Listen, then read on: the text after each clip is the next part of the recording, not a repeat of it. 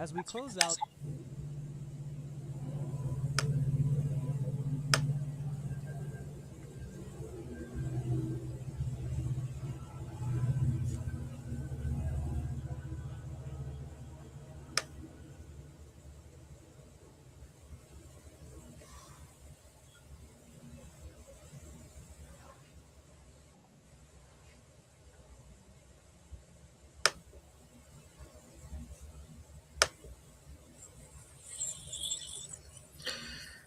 Yeah, Azad, if you want, you can be without the. I'm going without video, so it's fine if you go without video also. Okay, no problem. Thank you. Yeah. All right. Let's get started with another episode of We Do More Wednesdays. The reason that I decided to do this event is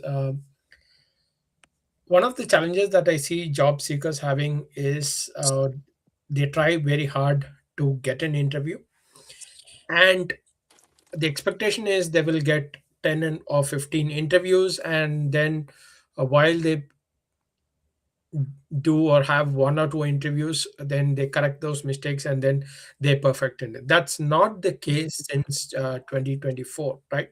Where the number of interviews for any given role, the chances of a person getting 5 to 10 interviews is very rare. So it's most people get less than 5 interviews.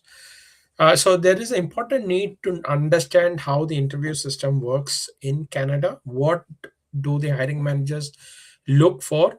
And based on that, prepare well in advance so that you do not miss out on the opportunity. So every interview is important. You need to focus on that. There are different kinds of interview methods. So one thing that every job seeker must realize is that from the get go, that is from your recruiter round itself, it's an elimination round. So your resume gets shortlisted, the recruiter does a phone screen. That is an elimination round. You have a round with the hiring manager, which is, again is an elimination round. You have another round with maybe the technical team or the panel members. That is again an elimination round. Let's say there are only 2 interviews, and then you have a final round with the HR. In that scenario also, typically what happens is the companies have 1 or 2 candidates in the final list, sometimes even 3. They decide to give offer to one candidate, and if the candidate accepts, then they take it forward. So this is pretty much how it works. Now, the reason that I say there are different types of interview methods is because people do it in different ways, right? Be it recruiting managers, hiring managers also do it. There is no standardized method for the interview process, but I've been trained in the top graded interview method, and I have had the opportunity of perfecting it while I am doing the interview rounds, be it for new graduates or C level candidates that I interview. I have improved upon the top graded interview method, and I've been successfully doing that. So in this session, initially we had 2 candidates who had volunteered, where I would ask them questions as an interview round, and for you as a listener to get the feel of how those interviews are conducted. Towards the end of the interview, I will also try to give feedback as to how certain questions could have done better, right? How you could answer those kinds of questions better. This is more of a behavioral round, but I would try to include a little bit of technical aspects also into this particular uh, interview sessions. The objective is to familiarize yourself with those interview process, understand if you have already been part of interview process, then understand, okay, these are the type of questions that you can expect, and also ensure that you prepare on them, right?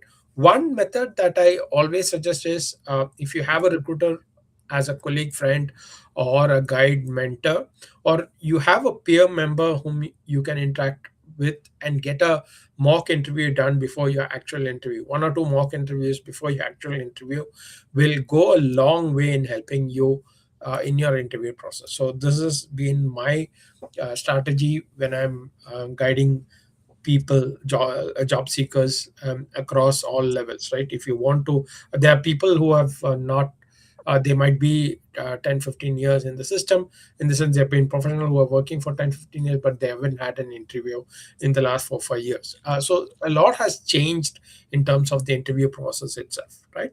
Now in the top graded interview method, uh, like any interview, you start with familiar kind of questions, you go into deeper technical aspects or behavioral aspects, and then you also touch upon certain personal aspects just to understand the person better. So initially we start with making the person comfortable, and then you get into serious questions, right? Today we have with us the first candidate is Azad. Azhar, Mohammed Azad Azhar is a 10-year experienced senior business analyst. He has worked in various industries. I will ask him, my first question to him would be to introduce himself, and then we will take it from there, right? Mohammed, go ahead. How do I call you, Mohammed, or call you as Yeah, what no do I? problem. Whatever you say. My name is Asad, and can you hear me? Thank Yes, you I for the can. opportunity. Yeah. First of all, my name is Asad, and I have over 10-year experience in travel domains industry, where I have worked as a product manager, business analyst, and scrum master in a different kind of projects. Especially my major project, or you can say the domain for the travel industry, you can say that Reservoir. It's kind of the online travel booking platform, similar like to you can say that a booking.com. So my overall experience, including hotels, flight and cruise integration, working across B2B, business to business, business to customer, B2C, and DMC models. So I have led cross-functional teams, gathered and translated business requirements and into technical solutions. My major basically role was over there. So, and over time, I have developed a strong interest in automation, AI driven, you can say that system and data focus decision making. Since moving to Canada, I have been focusing on more strengthening in my technical skills because I have already, you can say that my soft skills. So, I'm particularly in automation, DevOps, and emerging AI applications. So, but the thing is, I'm trying from last almost 8 months, but I couldn't. I have tried every day, almost 10 to 20 jobs. But when I sent you the CV resume last time to you, and but you highlighted the major, you can say the drawback. That's why I'm not getting a call from the recruiters. Sometimes I got a call, but it's kind of you can say that initial calls they from the Alberta, Calgary side, but I did not get any single call from the you can say that from the GTA. So now I'm working as a different, you can say that in a gas station just for the survival stage. But my main focus is still want to go in my major main field. So that's why I'm still in that group, and I need your guidance, whatever you can say that. Yeah. Thank you so much. Yeah, thank you, Azad. Thank you for walking through what has been your industry center. Now, walk me through your earlier part of your career. Now, looking back, what experience in problem solving or requirement analysis have you done, which are complex? If you have to explain that very quickly, what would be your experience? In what kind for the technical perspective, or you can say that just for the professional point of views? Yeah, from a technical perspective, also looking back, what experiences have shaped the way that you approach your problem solving scenario or requirement analysis in any industry or challenges that you have faced? Usually, you can say that the major problem I have been faced in my entire life is kind of the change in the requirements. Sometimes the customer stakeholders demands a different stuff, and which is sometimes is not feasible at that times. But you can say that a lot of issues with respect of the times, because you know that AI emerging that. So the things which the old methodology in my previous company, you can say that have been in Riyadh, so they were using a, waterfall methodology. Then I have introduced the agile methodologies, different kind of new you can say the framework to solve the problems. and majorly the I'm facing the issue because I was over there. I have handling a multiple task. Mean to say, I'm leading a QA team, design teams, business requirement teams, even development teams. So I have been engaged in every aspect. So that's a major issue because I have talked with one of my recruiters. He said you need to specify your one domain where you fixing that. Mean to say that either you were in a QA domain, either you can say that in a project management domain, either you were in a Scrum domain. So that's a major issue because my overall you can say that the path of the in a career is a vague. 2 years in QA automation, then they move me into business analyst, then they move me into product manager, then scrum master, and then they move me and end of the you can say that project manager. Then meanwhile I was working as a data analytics analyst. You can say that. Okay, so that is never a challenge. So that shows that you have the capability of accepting a new roles. But what is the story that you tell is very important. Now, in that first question itself, when I ask you, give me where you have solved complex problems or you have done requirement analysis, right? The understanding of the recruiter or the hiring manager is you will give exact example. So when you give a statement, you have to say, okay, in this company, this is the scenario that I faced, these are the challenges that I solved, how I solved these challenges, and this was the output. Oh, So okay, you okay, okay. need to practice the method. We call it the star method, but you can look at any kind of method of answering interviews where the when you get a question, you address the question specific to what is required by the recruiter or the hiring manager, right? So the challenge of moving from multiple roles, yes, you have not stayed in a role for more than maybe 2 to 3 years, but how do you tell that in a better way, right? What is the story that you want to say? So you can always say that I have handled multiple roles. I've worked with various departments. I understand the complete SDLC life cycle because I have worked as a QA, I've worked as a project manager, I've worked as a business analyst. So I understand the complete system, how it works, right? Okay, Telling makes that sense. story as an advantage rather than you have had shorter stints in each of those places makes your profile much more attractive rather than highlighting that you have only stayed for 2 to 3 years in a particular role, Okay, makes sense, makes sense. right? So that is one way of, so whenever you're giving an answer to a question, right? Even if you take, let's say it's a complex question, and then you can always say, can I just take 30 seconds, and you can pause, take 30 seconds of your time, and then you can answer that specific question where you take time to collect your thoughts, process all your ideas, and then put it in a clear fashion where, because see, one thing you must understand that the recruiter or the hiring manager, let's say they have 5 candidates that they want to interview, they're looking at who is the candidate that they want to eliminate, right? You as a candidate should never give the opportunity for the hiring manager or the recruiter to eliminate. So you have to always practice on that. And now let's go to the next question.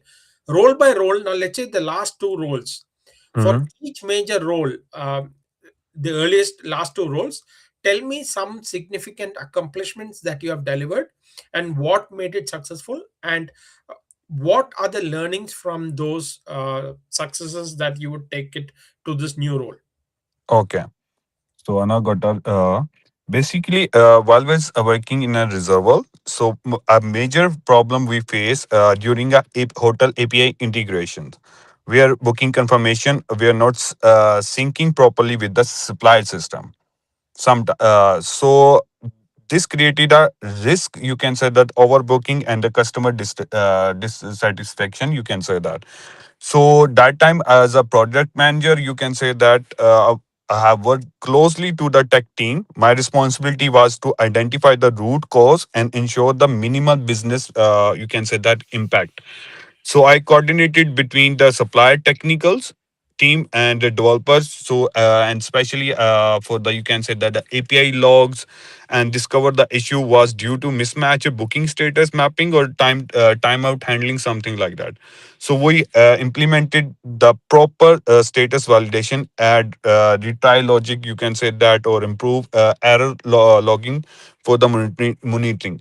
So that's, as a result, you can say that we solved that issue basically. But before that, every time after 10 days or whenever we launch the new sprint, where new build on the live server, so every time whenever for the hotel booking, we always get this issue.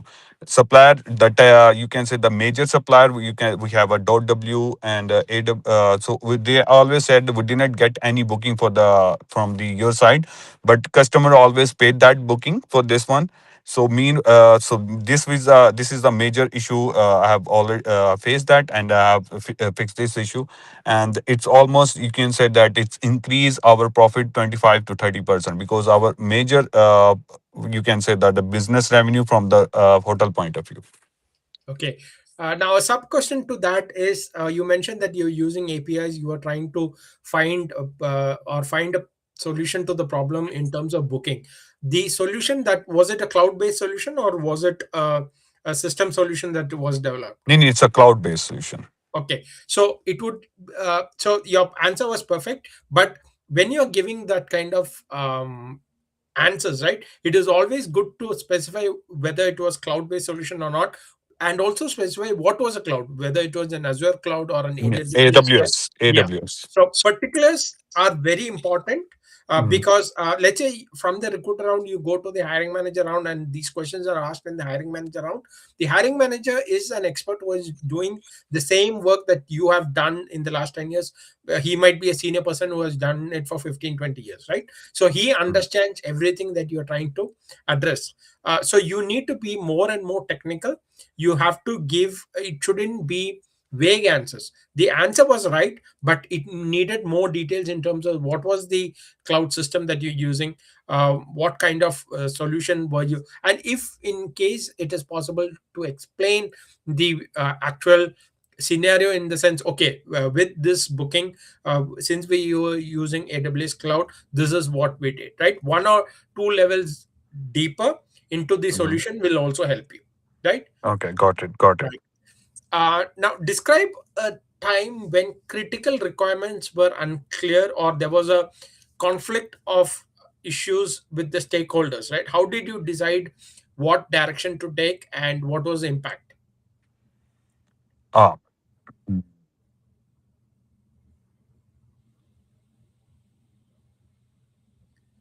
Azad? yeah, I can hear you. I'm just Yeah, taking up no my problem. time. No problem. Yeah, go ahead. Um, you can say that instead of sometimes stakeholders demands the quick, you can say the development, because you know that we have competitors. So they always, whenever the booking.com and you can say that almost often they launch new features, they always ask that just review that what kind of they added the new features, just review it, and then we think about that what kind of the new, you can say that the feature. Sometimes my major my major point of view, you can say that whenever I talk with the stakeholders, I ask one question to them: does this feature add a value in our system or not? It makes more complex, or it's making a, you can say that good, adding a value in the system or not, or and it's giving a quality experience to the customer. Meanwhile, we can add that, and otherwise if we add this thing, the customer will satisfy, or it will increase our quality, you can say the experience for the, you can say the for the system or not. So sometimes the stakeholders agree on this thing, but sometimes they said, oh, they restrict that. They have their own mentality. They have their kind of, you can say that they have their own vision for the product.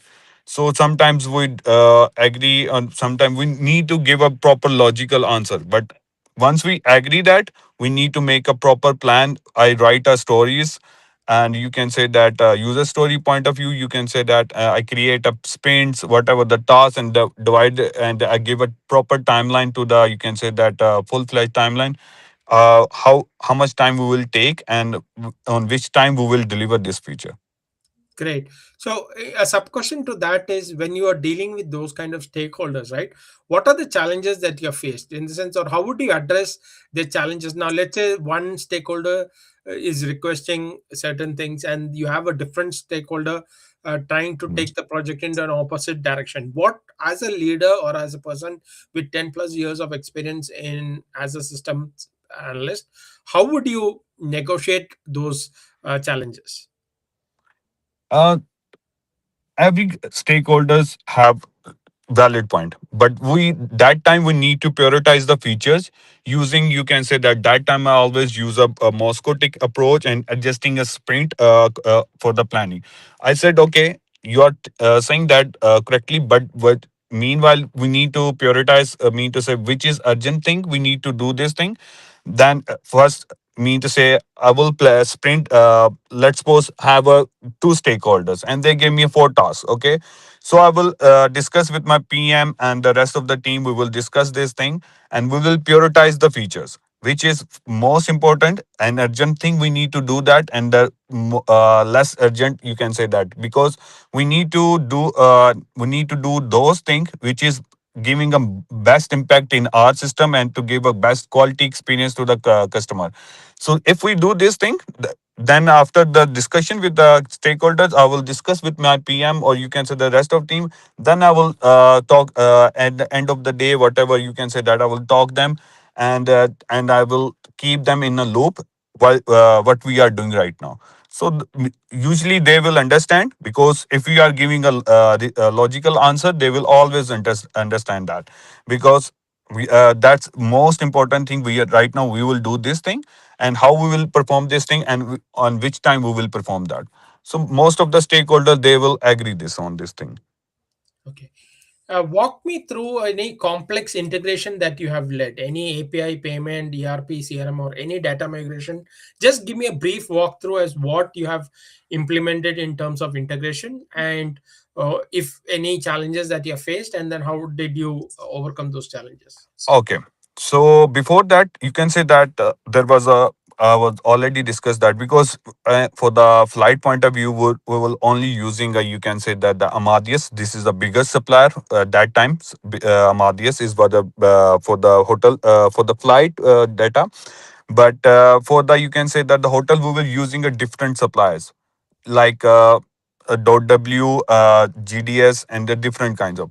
But for the GDS, if we are using a multiple supplier, then we need to synchronize the same data. Mean to say we need to unique data. Mean to say, for example, a give a let's suppose we have three suppliers, okay, A, B, C. A, B, C giving us same hotels, but giving a, because we need to show that cheapest one, because the concept of that, we need to show that customer most cheapest one price for the same hotel. Let's suppose a supplier giving a $10, B supplier is giving a $12, C supplier is giving a you can say that $8. But what we need to show that, we need to show that $8, but we need to show whenever the user requests that, we need to say user call that Ritz Carlton hotel. We need then we call the API. Then we need we will fetch the data from the all the supplier. Then meanwhile, in a 30 second, we need to map each and every data and to show the in a unique form.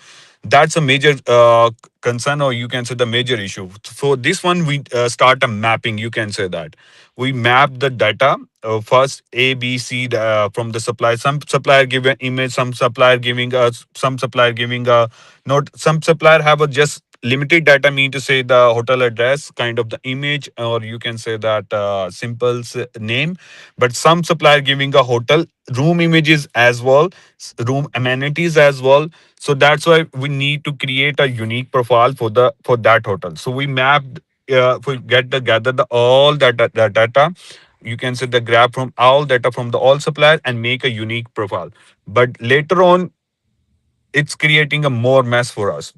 So that's why I discuss with the, you can say, the owner, and then we integrate a one more supplier who is giving a just for data for the room and addresses and something like that.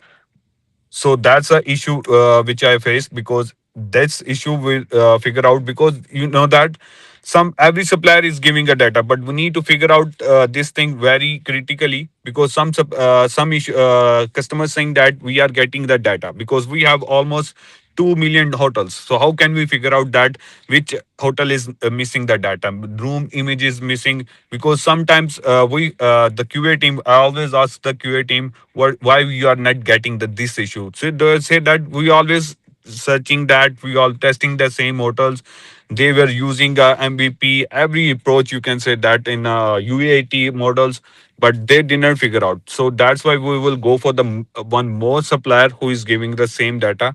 Then we make a one solution to give a proper data to proper show the detail for the hotel room to more satisfy. Because in online booking, you can say that online purchasing, if the customer is not satisfied, mean to say, I'm getting if you are showing a just dummy image for the room, or for for example deluxe, they will say that okay, just dump it, that make a one profile image and use same the hotel image, make on a room image.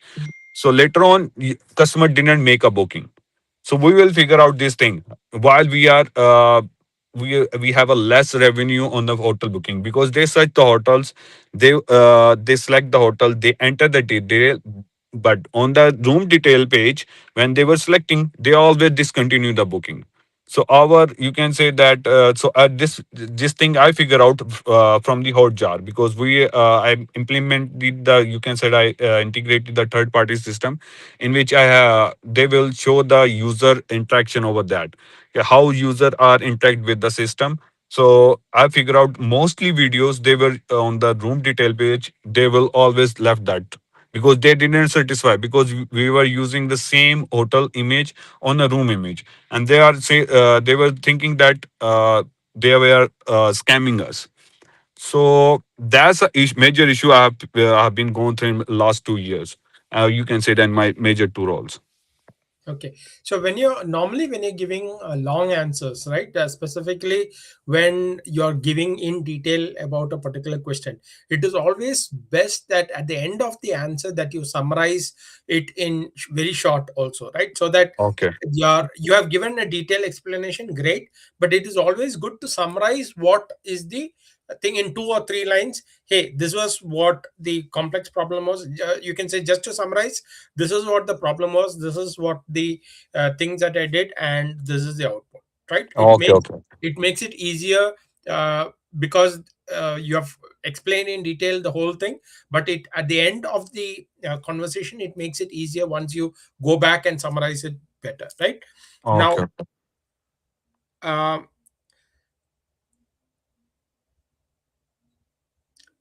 describe a time where you had delivery deadlines, scope changes, or production blockers creating intense pressure. How did you manage communication, or how did you manage stress? Uh, usually, basically, to be honest, I didn't face properly this thing, because usually this thing face only project manager. But meanwhile, I will always help that, because our CTO, you can say that, always in the loop. The owner doesn't know that what's going on. They always give us just roadmap. We need to build this situation. Mean to say, we need to build this system in 3 months. So we always plan that. We always make a roadmap in which we know that what we have to deliver in 3 months. So always, if the sometimes mean to say, if the road blockers comes up in between the sprints, so we all always keep in the loop CTO, or might be, you can say that, always give a email or something like that to the owners. This is getting this issue. We are fixing this issue, but it would take times. So if he allows us, then we will move the sprint into next week or whatever you say that. Otherwise, we have to work every night.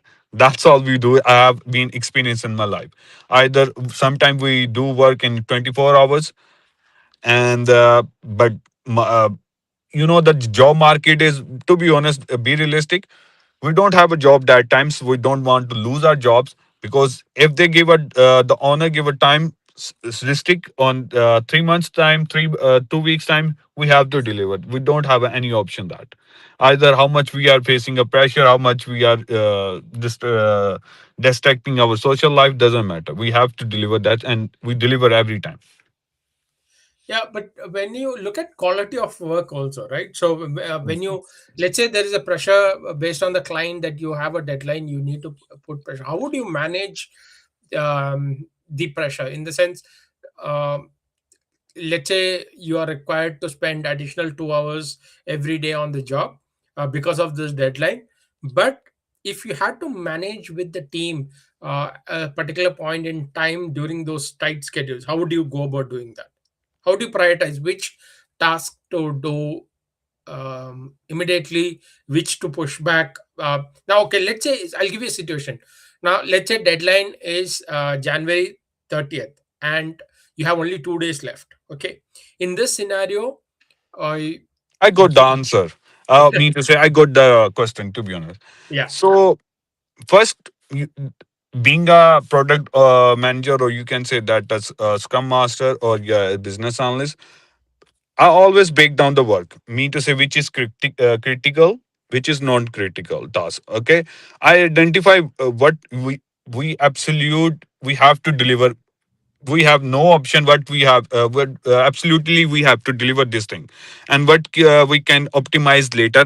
To be honest, so this all been creating a realistic execution. You can say for the plan or whatever you can say that for me and for the stakeholders and for the team. Second, I communicate early to the stakeholders and the team instead of waiting until the last moment. Okay, okay, okay, we will trying to do this first, try this, and ultimately we will you can say that ultimately I create a chaos. So for first thing, I need the major, being a project manager or business analyst, we need to clarify the situation, or we need to communicate as soon as possible to the stakeholders or the team, so they always uh, keep them in the loop. So uh, that's why you can say that the stakeholders in this you can say in this way, it's align my expectations, the what we have delivered, that instead of they will think that will deliver that. Third, okay. Yeah, got it. But let's say deadline is in 2 days, you have to deliver, and 2 days now, it's 28th. You know that you will not finish in 2 days. So what will you do? then what we'll do, we will prioritize the thing which we are doing that, because we will restrict the our sprint, that we will what we have committed with them, we will stick to them, and we have to deliver. Okay, sometimes you can say that one task is most important stuff, and second one, if we create and that task is creating you can say that roadblock, then we can minimize, then we can stop them and go for the other task, instead of okay, wasting for the 2 days on the same thing. So rather than that, I will communicate the stakeholders. I'm facing this issue. We will doing R&D on it, R&D on it, and once we fix it, then definitely I will let you know. Okay. Now, looking across your entire career, right? What are the three strengths that you consistently show up in every role? Now, you mentioned that you have moved from QA to PM, then PM to BA. So, across all roles, what are the three strengths that you would highlight in a current role for what you're applying that you have? Three strengths. Yeah.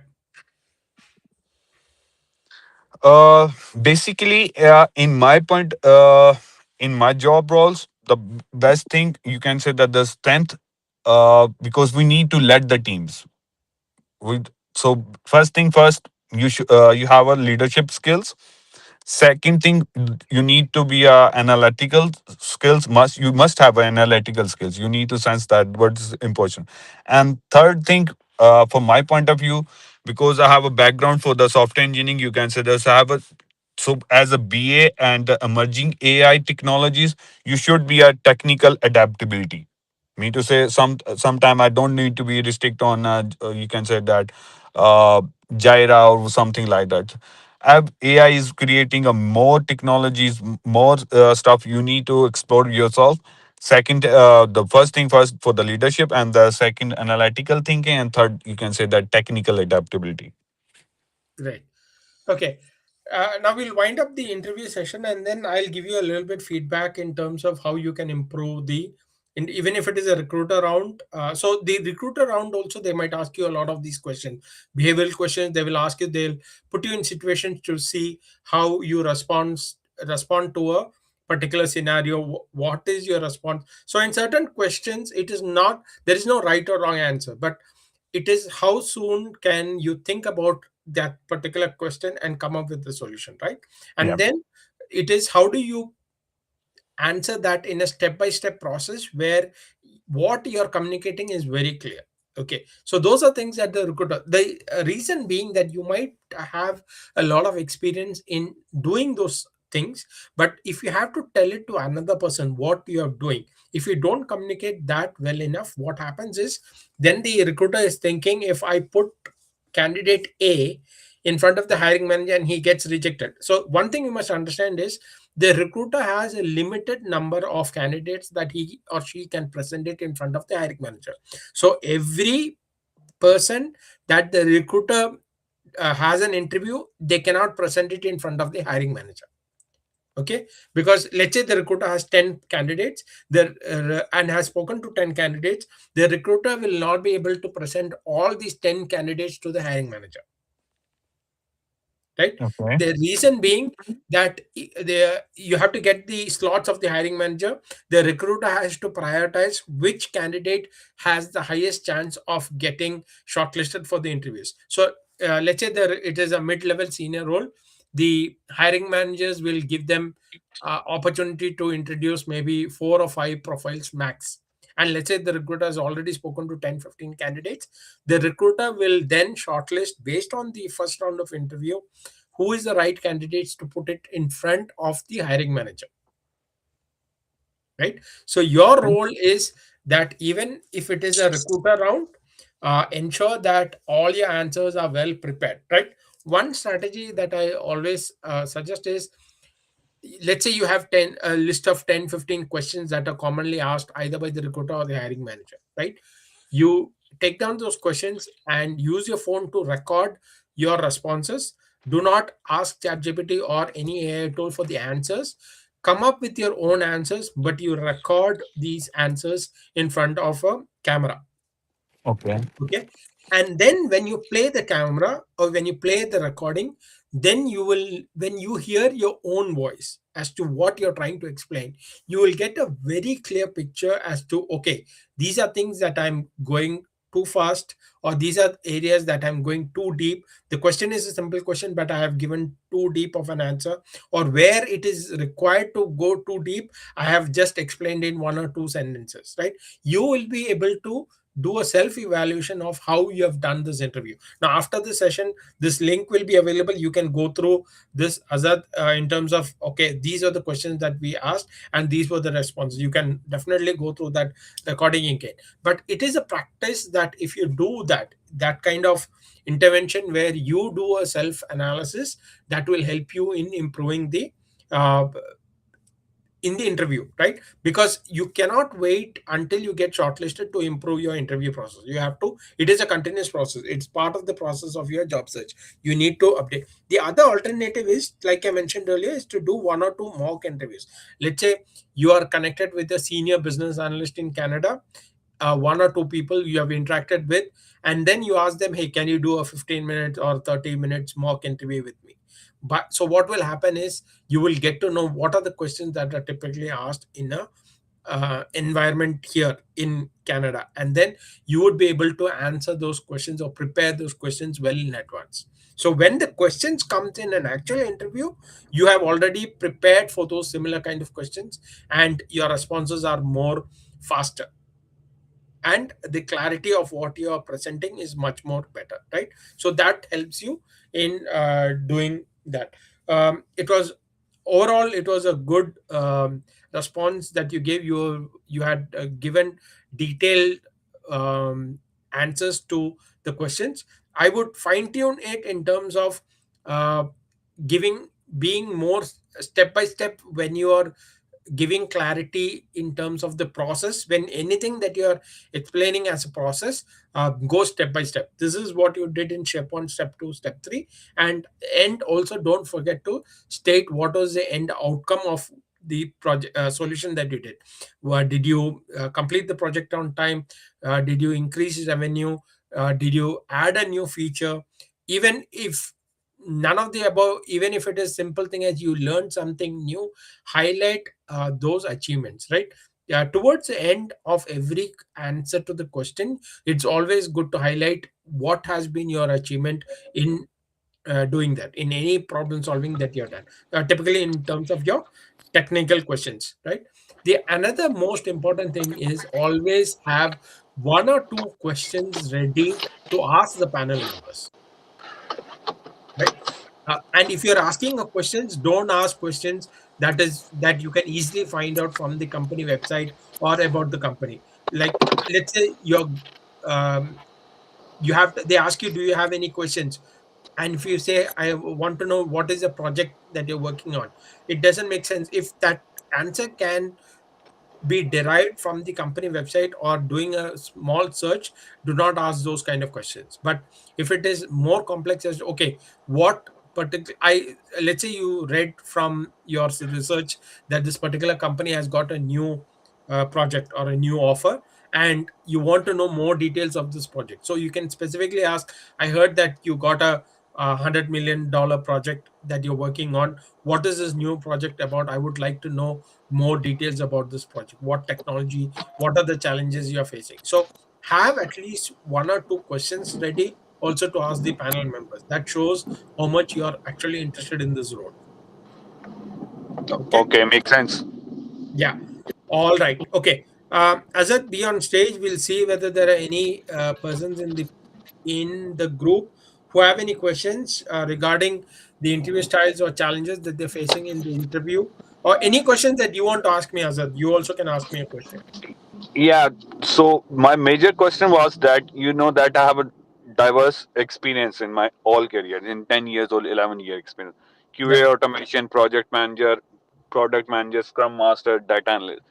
So for the Canada point of view, for the Canadian market, which role you really think that I need to be more focused?